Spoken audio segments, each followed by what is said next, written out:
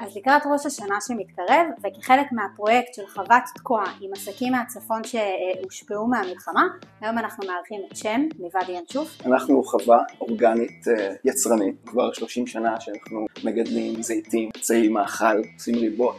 שאני הכי מתגאה בו זה הנבטים שלנו. אני בחורה של סלט, ובארוחת חג חגיגית אנחנו נעשה סלט חגיגי, צבעוני ומשגע, שהוא הקטע שלו זה הנבטים, ואנדיב סגול של חוות תקוע, הולך להיות רוטב משגע של גזר וג'ינג'ר. ג'ינג'ר הוא נותן איזה קיק כזה של רעננות שאני מתה עליו, חרפרפות עדינה כזאת, מוסיף קצת שמן סומסום, קצת דבש, עושה ערימה כזאת יפה על רוטב, שבצבץ קצת מלמטה, איזה יפה זה הצבע של האנדיב ביחד עם הרוטב גזר הזה הקטמטם. אני שמה סנוברים, קצת גרגירי רימון, מוסיף המון. זהו, אז רק נשאר לאחל לכולם חג שמח, רגוע ושקט. ותודה לחוות תקוע על היוזמה המרגשת.